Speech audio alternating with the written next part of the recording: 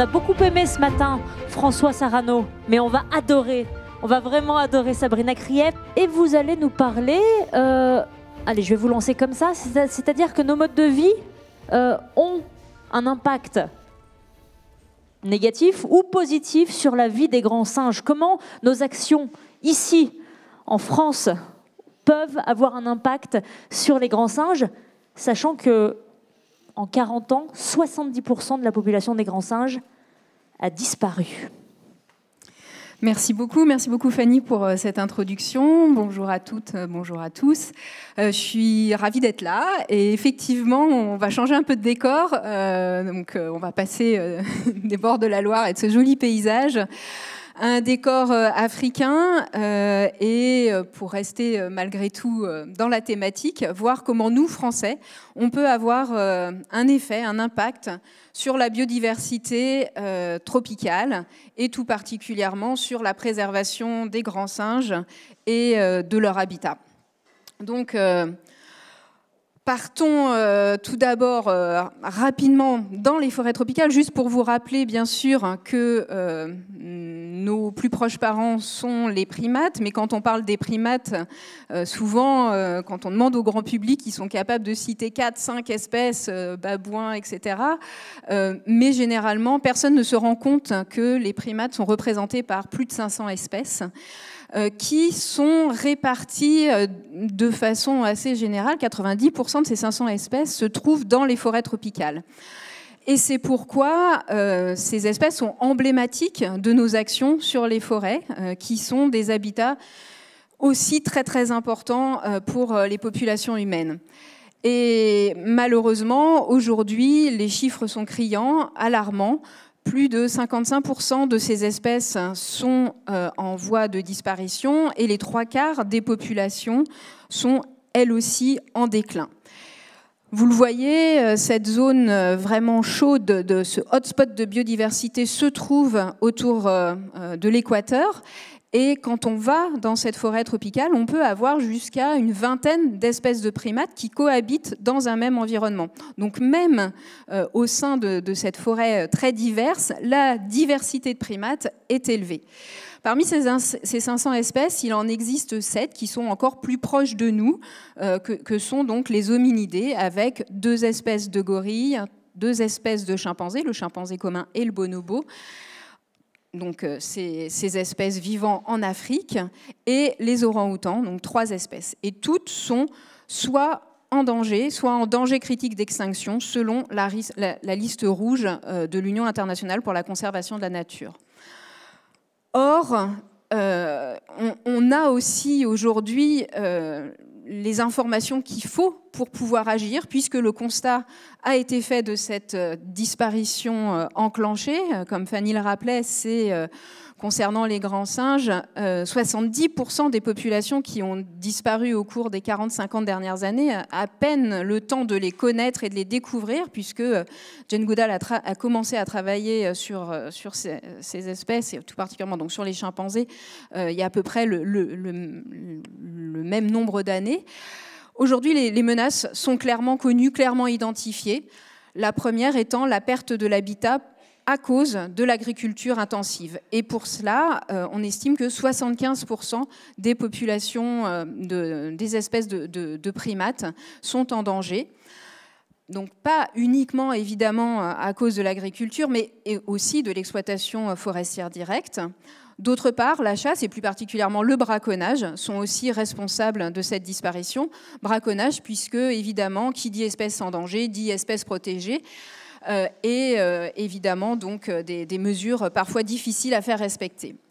Dans certains pays, et tout particulièrement en Amérique, ce qui n'est pas le cas pour les grands singes, puisque vous avez compris qu'ils vivent en Afrique et en Asie, c'est surtout l'élevage qui empiète sur cette forêt tropicale. Et ces menaces se combinent, s'accumulent, puisque pour aller exploiter du bois, il faut ouvrir des pistes, que ces ouvertures de pistes favorisent l'extraction des individus pour aller les vendre sur les marchés en tant que viande de brousse ou en tant qu'individus vivants, puisqu'aujourd'hui le trafic de bébés chimpanzés ou de bébés orang-outans est en pleine augmentation. Donc tout cela fait que la situation est guère favorable pour les primates et tout particulièrement pour les grands singes. Quelles solutions? Certaines sont vraiment connues et partagées aussi ici. C'est d'abord de faire connaître et d'appliquer les lois, puisque, juste pour vous donner un exemple, en Ouganda, il n'est pas toujours connu que les chimpanzés, donc nos plus proches parents, sont menacés. Pour eux, c'est de la biodiversité ordinaire. Pour nous, c'est assez extraordinaire. Mais pour eux, c'est, on va le voir plus tard, des nuisibles qui viennent consommer leur culture. Donc faire connaître, faire appliquer les lois, faire aussi des avancées en termes de droit de l'environnement, droit de l'animal, de la condition animale. Agir localement, et on va en reparler, mais aussi essayer de valoriser les connaissances et les actions qui sont locales par des réseaux régionaux et internationaux, en s'appuyant donc sur des grandes institutions telles que l'Union internationale pour la conservation de la nature ou encore l'UNESCO. On a par exemple proposé une motion à Marseille qui vise à essayer d'appuyer nos politiques de conservation sur les acteurs locaux, ceux qui vivent au plus proche des grands singes. Donc cette motion a été acceptée. Et l'idée est de mettre en réseau les acteurs locaux des régions d'Afrique, Afrique de l'Est, Afrique de l'Ouest, Afrique centrale, Asie du Sud-Est, pour que quand des mesures sont efficaces, on puisse plus facilement les étendre, changer d'échelle. Et de la même façon, donc avec l'UNESCO, on travaille en ce moment à l'utilisation des drones pour le monitoring des habitats des grands singes, en établissant des réseaux entre les zones Man and Biosphère, donc les réserves de biosphère. Et en janvier, donc dans quelques semaines, on va former sur notre site d'études une vingtaine de managers d'aires de biosphère à l'utilisation des drones et à la transmission des informations par une base de données qui va permettre, on l'espère, de pouvoir harmoniser les techniques de recherche et aussi les projets appliqués. Et puis surtout, puisqu'on a vu que les menaces étaient bien connues et qu'elles étaient principalement autour de l'agriculture intensive, on peut décider de faire le choix d'un nouveau modèle économique, politique et social, avec tout particulièrement une meilleure consommation, une meilleure production avant bien sûr, mais aussi une meilleure consommation des produits importés de la déforestation.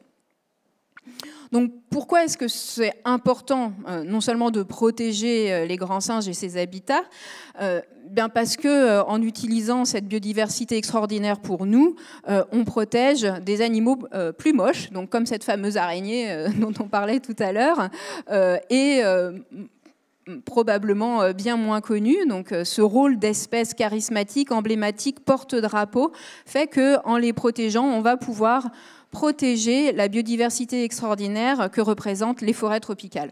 Aujourd'hui, on estime que 50% des espèces de vertébrés vivent dans cet écosystème et que 60% des espèces végétales terrestres sont aussi dans ces forêts tropicales.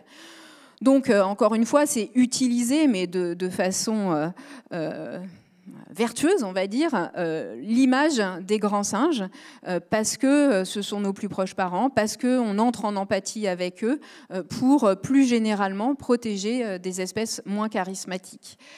Et puis, une raison aussi très importante, c'est que ces forêts représentent un enjeu très fort de services écosystémiques pour un nombre incroyable d'êtres humains. 1,6 milliard de personnes dépendent plus ou moins directement de cette forêt tropicale, des ressources en eau, en alimentation, en produits médicaux et bien sûr aussi dans son rôle de régulation du climat. 11% des émissions de gaz à effet de serre sont provoquées par la déforestation. Donc éviter cette déforestation est vraiment urgent.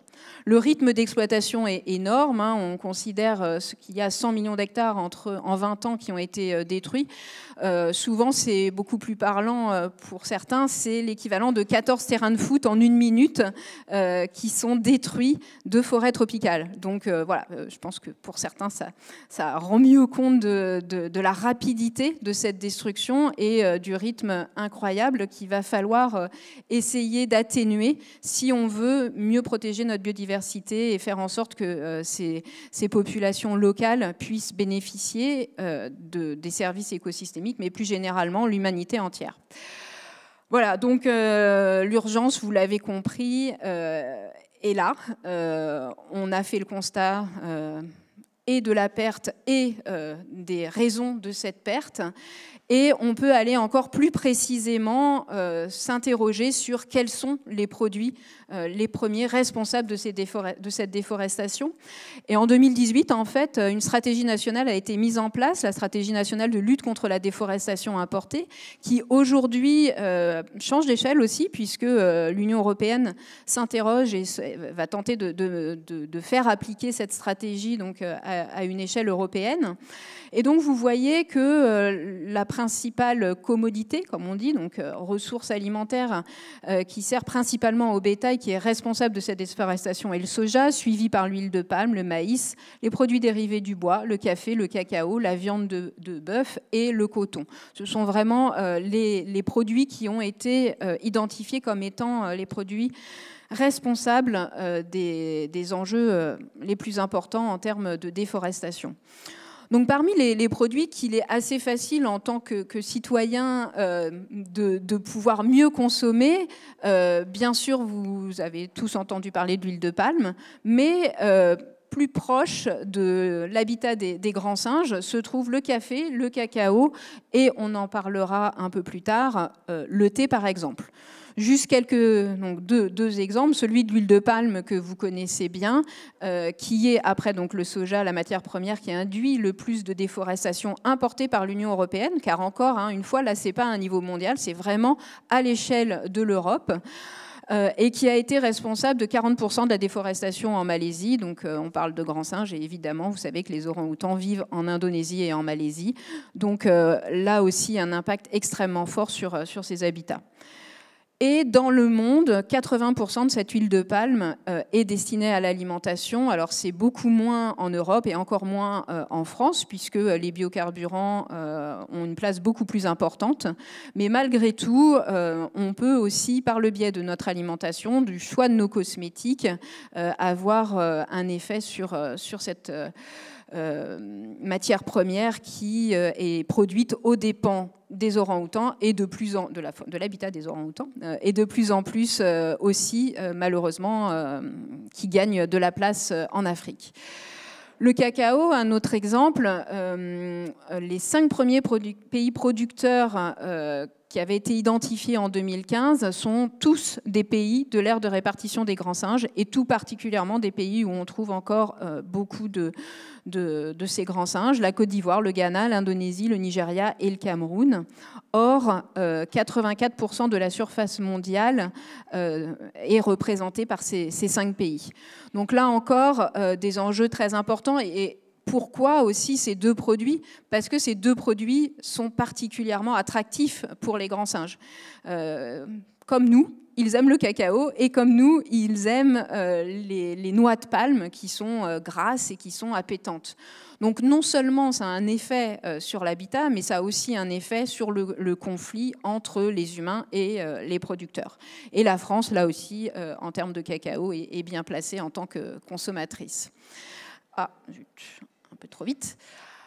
Alors, pour vous amener directement sur mon terrain d'études, en Ouganda, dans le parc national de Kibale, et plus particulièrement au nord de ce parc, je vous présente des images qui ne sont pas très jolies, mais vous verrez, on va aller vers le mieux, pour vous montrer en fait comment concrètement les chimpanzés que j'étudie portent les stigmates de cet impact de l'homme, des humains, on va dire, de façon plus générale, sur leur habitat et sur leur vie. À gauche, vous voyez un jeune chimpanzé, Max, qui a été piégé à 2 reprises et qui a donc perdu ses 2 pieds. Piégé de façon indirecte parce que les Ougandais ne consomment pas de viande de chimpanzé. Ils posent des pièges pour attraper du petit gibier et indirectement, les chimpanzés donc, se prennent dans ces collets et après des mois, finissent par perdre une partie de leurs membres quand ils n'en meurent pas, bien sûr. Un autre exemple est là aussi la route qui traverse le parc national où on travaille et qui est l'endroit où transitent un grand nombre de camions, de transports, de grumiers, mais aussi simplement de véhicules qui passent entre la République démocratique du Congo en allant vers l'Ouganda, puisqu'on se trouve au pied du Rwenzori, donc qui est la frontière entre la RDC et l'Ouganda. À gauche, quelque chose qui vous illustre le conflit entre les humains et les grands singes, qui ressemble évidemment au conflit qu'on a ici et avec les grands prédateurs, et pour lesquels les solutions seront sûrement assez similaires. Et à droite, donc des chimpanzés qui lui aussi est assez symbolique d'une menace beaucoup plus indirecte dont je ne vous ai pas encore parlé, mais que vous avez peut-être vu sur la diapo, qui est la pollution issue de cette agriculture industrielle, puisqu'on a 30% des chimpanzés qui ont des malformations faciales qu'on a d'abord pensé être attribuables à l'isolement géographique et à la perte de diversité, donc à la consanguinité, mais la génétique nous a révélé que ce n'était pas le cas. Et donc ces individus sont tous des individus jeunes de moins de 20 ans, et on se trouve dans une zone où les chimpanzés tous les jours vont consommer du maïs et se trouvent à proximité de plantations de thé. Donc une des hypothèses les plus probables est que les femelles chimpanzés, quand elles vont consommer du maïs, exposent le fœtus à la pollution agricole, et que les conséquences soient celles qui sont visibles sur ce visage de chimpanzé, mais également le fait qu'on a un très grand nombre de femelles qui ont aussi des troubles de la reproduction, et une femelle aussi qui a un bec de lièvre.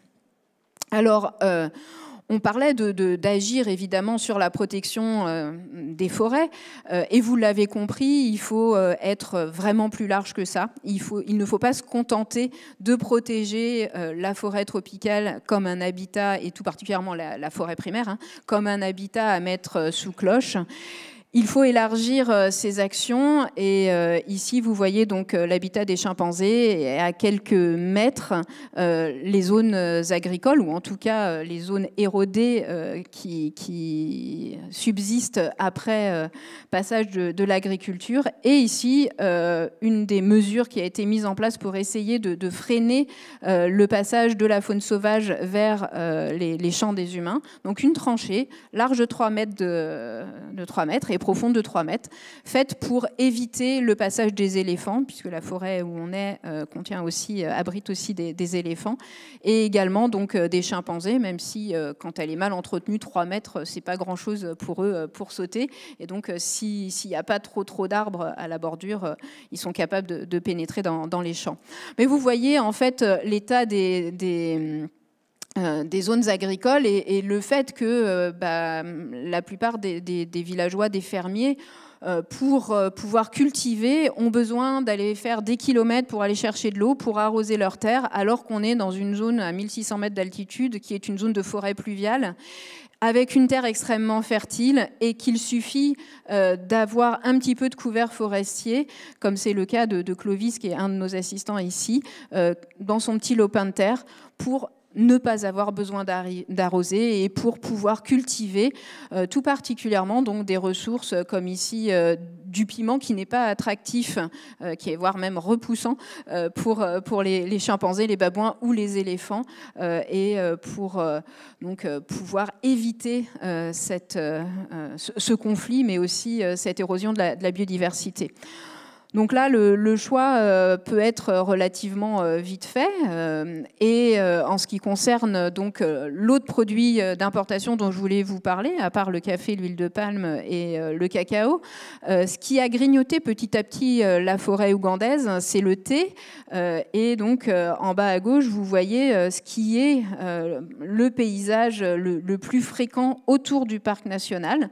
Donc des zones de monoculture de thé entretenues par des pulvérisations régulières d'intrants chimiques, et tout particulièrement de glyphosate. Et en plus gros, ici, donc, une plantation qui se trouve aussi juste à la bordure du parc. Donc oui, c'est possible, de thé organique, bio, produit depuis une vingtaine d'années, avec des rendements supérieurs à ce type de monoculture. Donc simplement un couvert forestier, une réintroduction de biodiversité qui a d'abord été apportés et cultivés avec des espèces pas forcément endémiques, le grevillea. Et aujourd'hui, ce sont des espèces autochtones, indigènes, qui sont propagées par les oiseaux et que donc le propriétaire de cette plantation laisse pousser spontanément. Et c'est assez incroyable de voir de quelle façon la forêt se retrouve dans ces plantations, avec évidemment des gens qui ont moins de risques d'être malades quand il y a moins d'intrants chimiques. Et des gens qui sont aussi mieux payés. Et ça va avec la problématique du braconnage, puisque étant mieux payés, ils ont moins besoin de se procurer des ressources tout à côté dans la forêt, et ainsi pouvoir acheter des poulets en ville. Donc vraiment, la question du revenu est capitale. Elle va avec aussi, évidemment, la question de la santé et de la santé des terres. Et on retrouve la problématique de One Health, une santé globale, sachant que, évidemment, si les chimpanzés sont touchés, je ne vous ai pas montré d'image, mais on a aussi une grosse population de babouins dans le parc qui, elles aussi, présentent des malformations faciales et des inquiétudes face aux enfants des villages, puisqu'on voit une montée importante des retards mentaux et aussi des malformations chez les enfants dans la zone.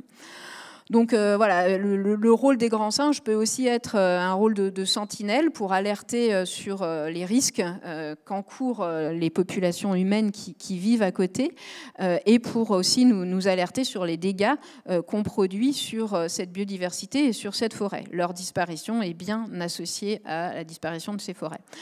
Donc là encore, une image du type de végétation juste à la bordure du parc, et la fameuse plantation dont je vous parlais, donc de production bio, où on trouve à la fois du café, du thé, mais aussi des bananiers, du tournesol, etc., qui permet évidemment non seulement la biodiversité végétale, mais aussi animale.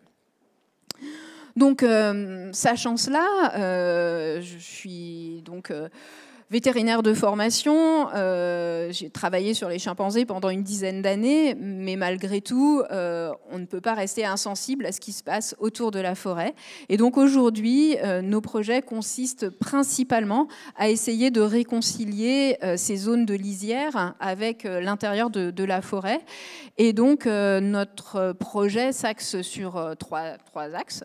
D'abord, c'est celui d'améliorer la gouvernance et de faire en sorte que les populations locales puissent être impliquées, comme je vous le disais, dans des actions de conservation. Et quand on les exclut du parc et qu'on autorise uniquement les chercheurs ou les touristes à voir les grands singes, évidemment, eux ne voient que les côtés négatifs, c'est-à-dire des animaux qui ne représentent plus grand-chose pour eux, puisque ça fait des décennies qu'ils n'ont plus le droit de rentrer dans le parc. Pas autre chose finalement que des nuisibles qui viennent détruire leurs plantations, qui font peur, parce que de grande taille, parce que peu connus. Donc, pour nous, il est important de pouvoir rétablir, reconnecter les populations qui vivent aux abords avec le parc national, bien sûr, ce qui contribuera à réduire ce conflit homme-faune. Et donc aujourd'hui, on a mis en place un groupe de Chim Guardian, donc une espèce de berger pour les chimpanzés, qui savent comment repousser les chimpanzés sans générer de conflits, parce qu'auparavant, la première solution, c'était de lancer les chiens. Les chiens se battaient avec les chimpanzés, et donc les humains tuaient les chimpanzés pour protéger leurs chiens. Et évidemment, des risques aussi pour les humains en essayant de séparer chiens et chimpanzés. Donc, comme vous l'avez compris, tenter de pouvoir propager ces méthodes d'agroforesterie, de production bio, mais aussi équitable pour que les revenus des populations locales soient favorables. Et également, on essaye de mettre en place un label Chimpanzee and Elephant Friendly, de façon à ce que non seulement le consommateur soit informé que par son geste d'achat du thé ou des autres produits, donc café, piment, sésame, etc., il aura un geste en faveur de ces espèces emblématiques pour lui. Mais également, les producteurs sachent que si leur vie est meilleure, hein, si leurs revenus sont plus importants, si la santé est améliorée, c'est bien grâce aux chimpanzés et aux éléphants qui vivent à côté. Donc pour nous, ça c'est vraiment un des points clés de la mise en place de ce projet, donc qu'on développe avec le soutien du Fonds français pour l'environnement mondial, donc, et l'AFD, et différents partenaires français, mais également ougandais, en particulier un institut d'agronomie et une université qui... au cœur du projet de gouvernance, place les femmes, donc essayer également de pouvoir remettre de la parité dans ces problématiques et ces solutions. Voilà, donc avec évidemment pour objectif que les chimpanzés soient plus attirés par la diversité des fruits forestiers tels que ces figues, et puis que ces femelles puissent, donc comme ici Kitaka, puissent donner naissance à des bébés qui vivront encore quelques décennies en bonne entente avec les humains. Ce qui veut dire aussi que ces espèces que sont les éléphants ou les chimpanzés ont un rôle clé parce qu'elles sont longevives, parce qu'elles vivent 50, 60, 70 ans sur des territoires qui couvrent entre 20 et 800 km² dans le cas de l'éléphant. Et donc si on arrive à protéger un individu sur la longueur de sa vie, c'est vraiment un résultat qu'on a sur une biodiversité tropicale au cœur des enjeux aujourd'hui pour notre planète. Voilà, merci beaucoup.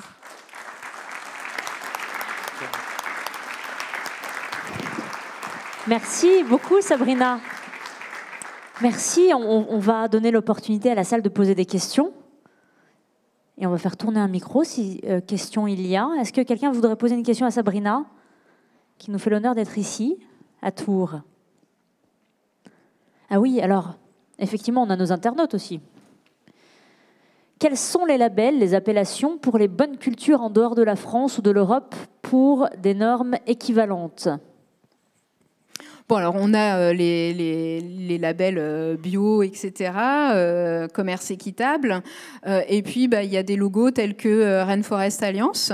Voilà, donc je pense que pour les produits alimentaires, c'est ça, mais je n'ai pas non plus parlé de notre impact de consommation sur les produits forestiers, tels que le papier, évidemment, les emballages, etc.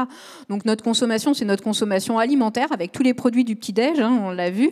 Je ne vous ai pas parlé non plus du sucre de canne. En Ouganda, c'est aujourd'hui un des enjeux aussi importants, d'une zone qui est en dehors des aires protégées et où les forêts sont menacées par les productions de canne à sucre. Et voilà, donc il y a aussi les labels pour le bois, FSC, PEFC, donc FSC pour le bois issu des forêts tropicales, et PEFC si on choisit plutôt du bois d'origine européenne. Voilà, donc il y a cet aspect de consommation, de recyclage, d'éviter le gâchis, et c'est ainsi que tous nos petits gestes au quotidien peuvent engager évidemment les producteurs aussi, puisqu'en mettant une pression au niveau de la consommation et du marché, on peut aider les petits producteurs. Souvent, il y a aussi la question du bio et du coût du bio qui est posée. Dans le cas présent et dans le cas de notre projet, l'idée est de réduire les intermédiaires. Aujourd'hui, quand le thé est produit sur la zone, chaque ouvrier du thé qui va collecter tous les matins, à peu près vers 4h30 du matin, quand nous on se lève pour aller chercher les chimpanzés, ils sont déjà dans les champs en train de collecter, parfois à la lampe frontale, parfois sans rien. Pendant la journée, ils vont collecter jusqu'à 300 kilos de feuilles de thé pour un revenu moyen d'1 €. Donc voilà, on comprend que d'aller acheter un poulet, c'est juste pas possible, et que poser un piège à 100 mètres pour essayer de récupérer une petite antilope, c'est normal. Voilà, les gens voient juste comment faire pour survivre demain.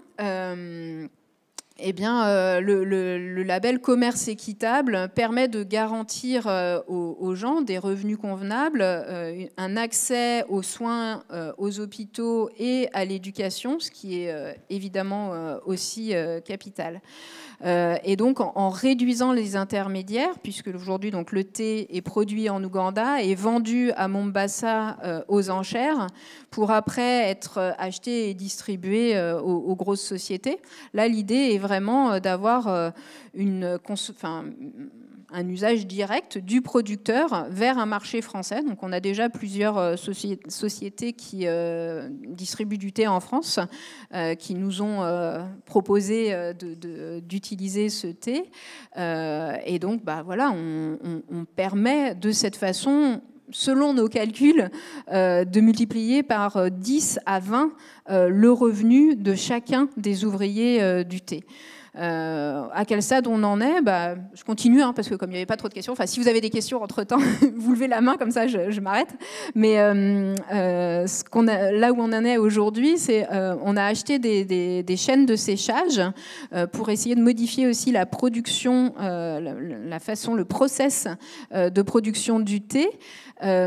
Puisque le thé qui est produit aujourd'hui, c'est du thé noir très fort qui souvent est vendu pour être aromatisé. Ce thé que vous buvez au caramel ou aux fruits rouges, ces arômes sont mis là pour essayer d'atténuer la force du thé noir. C'est souvent des grosses sociétés qui utilisent ce thé-là.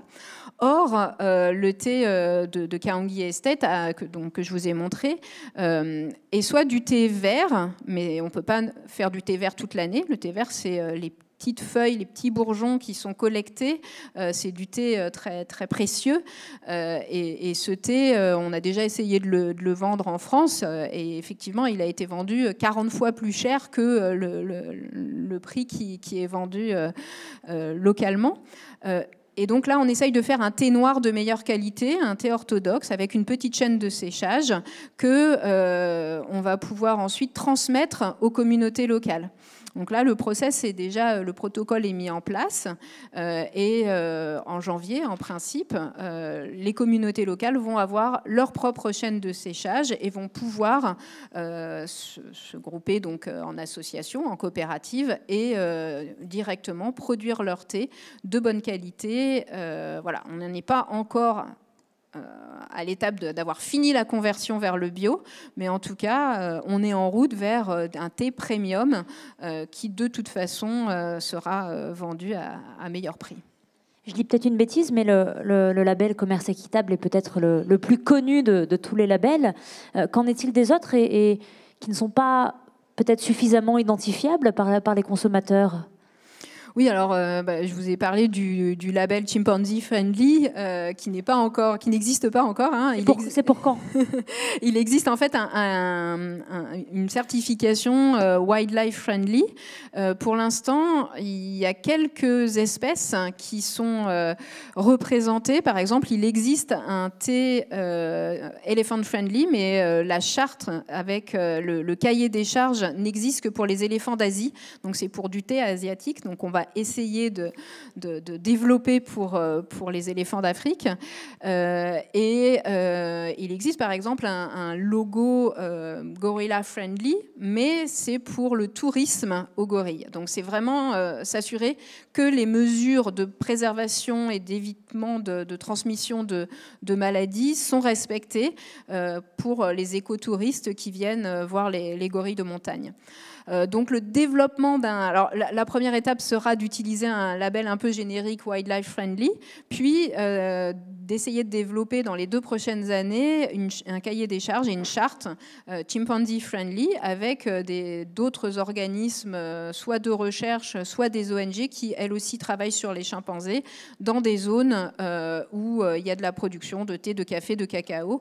À 30 km d'où on est, il existe des producteurs de cacao qui produisent juste à côté d'une des dernières populations de chimpanzés qui vit en dehors d'une aire protégée. Donc il y a énormément de travail à faire, mais il y a aussi beaucoup de forces vives et de la part des Ougandais un enthousiasme vraiment important. Et attention aussi aux faux amis, la tablette de chocolat éléphant n'a rien à voir avec la protection de Oui, comme de le thé éléphant non plus. Hein. Aussi. Vous dites que c'est en disparition à un rythme assez accéléré. À quel moment on va dire stop? Enfin, à quel moment c'est quoi à quel moment l'espèce va s'arrêter, finalement va disparaître totalement, et il y aura plus... Et l'autre question, c'est, vous avez parlé du parc et puis des aires protégées, mais est-ce que vous travaillez aussi avec les gouvernements pour protéger les forêts qui sont en dehors de ces aires protégées, puisque j'imagine que la déforestation quand même porte sur les espaces qui ne sont pas protégés. Enfin, j'espère. Deuxième question compliquée.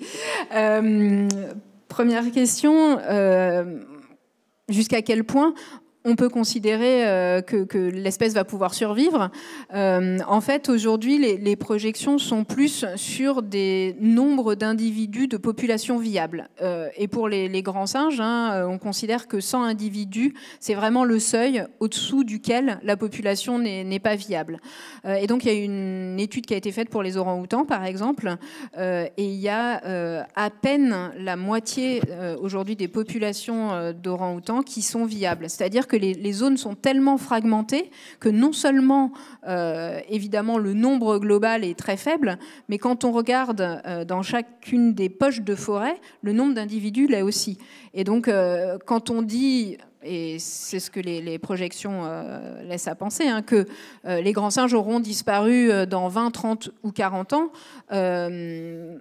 il restera quelques individus dans des poches de forêt protégées, dans des parcs qui ressembleront à des grands zoos, mais ces populations ne seront pas forcément viables. Et en termes de renforcement de population et de réintroduction, c'est aussi quelque chose qui est extrêmement difficile. C'est un des premiers projets sur lesquels j'ai commencé à travailler il y a 25 ans, avec des relâchés de chimpanzés dans des zones de forêt où il y avait encore des grands singes. Donc la difficulté, c'est que ce sont les femelles chimpanzés qui migrent et les mâles restent sur leur territoire de naissance et sont extrêmement territoriaux. Donc ils ne vont pas accepter la présence d'autres mâles sur leur territoire. Et d'autre part, donc pour les femelles, c'est éventuellement faisable, pour les mâles, c'est compliqué. Et d'autre part, relâcher dans des zones où il n'y a pas de grands singes, pas de chimpanzés, ça pose question. Pourquoi ne sont-ils pas là? Est-ce que les menaces sont vraiment parties? Et est-ce qu'il y a suffisamment à manger? Il faut savoir que leur régime alimentaire représente bien la biodiversité aussi. Donc sur la population, le groupe que j'ai étudié pendant 10 ans, j'ai identifié 350 parties de plantes, 350 aliments appartenant à plus de 200 espèces faisant partie du régime alimentaire des chimpanzés, dont 30 à 40 sont utilisés comme espèces médicinales. Donc, ça a été un de mes sujets de recherche, donc vraiment en automédication. Donc non seulement la diversité végétale est capitale pour l'alimentation, mais également pour le maintien de la bonne santé. Donc voilà, les prédictions sont malheureusement aussi très alarmantes. Quant à la deuxième question, oui, on considère aujourd'hui que la plus grande partie des populations de grands singes vivent en dehors des aires protégées. Et c'est pour ça que je vous disais, il ne s'agit pas de mettre toute son énergie sur les zones de forêt primaire, non seulement parce que même dans cette forêt-là qui est protégée, déjà on sait tous que les forêts primaires ça n'existe plus, mais en tout cas de forêts anciennes. Dans la zone où je travaille, il y a eu de la déforestation dans les années 70. Et quand on a commencé à vouloir habituer les chimpanzés, puisqu'ils n'avaient jamais vu les humains dans cette zone-là, on a fait d'abord un recensement. Et on a été extrêmement surpris de voir qu'on avait la densité la plus forte au monde de chimpanzés dans une zone où la moitié des arbres avaient été endommagés par la déforestation. En fait, les espèces pionnières qui repoussaient, c'était principalement des figuiers sauvages et qui sont extrêmement favorables pour l'alimentation des chimpanzés. Probablement, ils profitent aussi donc, de la production, vous l'avez compris, de maïs autour. Alors, ils profitent à court terme, mais à long terme, les effets de la pollution risquent d'être très graves. Donc oui, il s'agit aussi donc, de protéger les fragments, mais surtout la connexion des aires protégées avec les fragments autour. Et malheureusement, la difficulté est encore plus grande, en particulier donc, Je vous parlais des zones de production de canne à sucre. Là, on a 2 énormes filiales de sociétés de canne à sucre qui sont en train de tenter de raser une des dernières forêts où il y a encore des grosses densités de chimpanzés en dehors d'une aire protégée. Sans parler du pipeline de Total qui est amené à traverser très largement une des zones de biodiversité importantes d'Ouganda. Et est-ce que la déforestation n'a lieu qu'en dehors des aires protégées ? Non, bien sûr, il y a beaucoup de déforestation illégale partout en Afrique, y compris dans des aires protégées où on est au quotidien, avec certaines espèces qui sont visées, et tout particulièrement donc, en période de Covid, où le confinement a fait que les rangers ont été beaucoup moins présents, voire complètement absents, et où on s'est rendu compte que la coupe illégale d'arbres en 2020 a été multipliée par 20 sur notre site, la pose de pièges multipliée par 5, et évidemment, qui dit déforestation illégale dit campements illégaux, pose de pièges, braconnage, etc. Donc là, les risques pour la faune ont été extrêmement accrus depuis 2020. On a eu tendance à penser que ça donnait une sorte de répit à la faune sauvage. C'est pas, a priori pas le cas partout. Tant mieux si ça l'est dans certains endroits, mais en tout cas pas dans la zone où on est. Voilà, donc désolée pour les réponses pas très optimistes, mais l'idée vraiment de mettre en réseau et de la motion de l'UICN qu'on a, c'est vraiment travailler à l'intérieur et à l'extérieur des aires protégées, de vraiment travailler avec les agriculteurs et pas uniquement avec les gestionnaires de parcs, et de pouvoir toucher des populations qui jusqu'à présent n'étaient pas incluses dans des projets de conservation. Et c'est aussi l'idée avec l'UNESCO, tout particulièrement donc des aires Man and Biosphere, c'est-à-dire d'avoir cette zone autour des aires protégées qui soit active dans la préservation de la faune sauvage. Sabrina, vous avez une question ici. Je voulais savoir si le tourisme de vision était autorisé dans le secteur où vous travaillez. Et est-ce que ce tourisme-là a un effet positif ou négatif ? Et d'ailleurs, la même question un peu sur la République démocratique du Congo, voilà. Alors pour les grands singes, le tourisme de vision existe et est encouragé, à la fois sur les chimpanzés, mais surtout sur les gorilles. Donc en Ouganda, au Rwanda et en RDC, ce tourisme existe. En Ouganda, il est très développé et oui, il a permis de faire en sorte que les gorilles de montagne, donc il y a une sous-espèce de gorilles de l'Est, soit la seule population de grands singes en augmentation. Donc on est passé de 800 individus à plus d'un millier aujourd'hui. Pratiquement tous les individus sont connus, identifiés, suivis et une grande partie en Ouganda sont l'objet de tourisme de vision.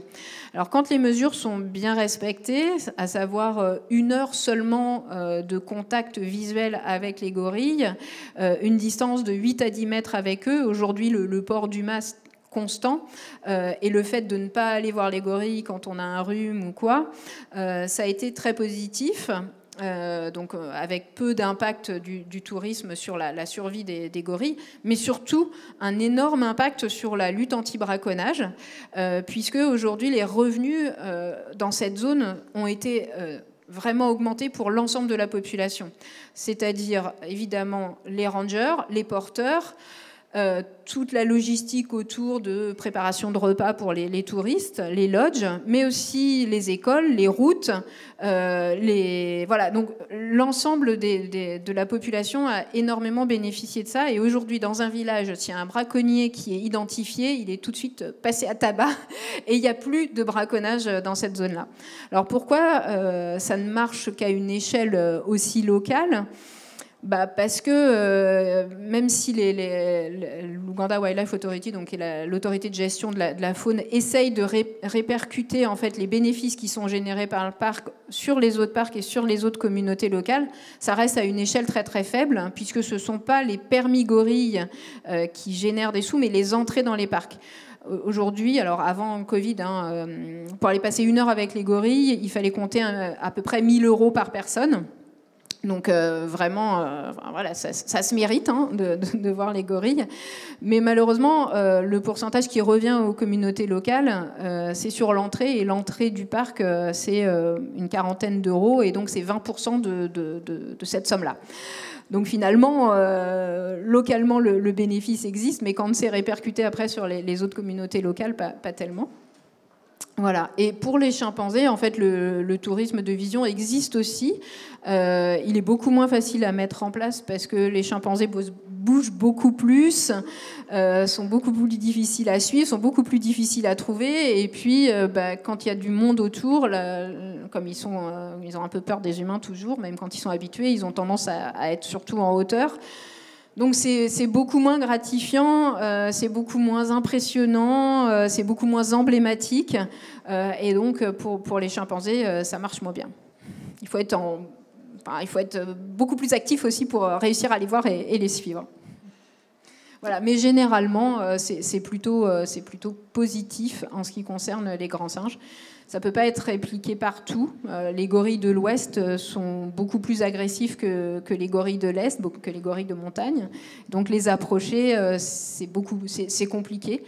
Par contre, on peut développer un tourisme scientifique qui soit basé sur la découverte de l'habitat, des autres espèces qui cohabitent, à partir de plateformes, etc.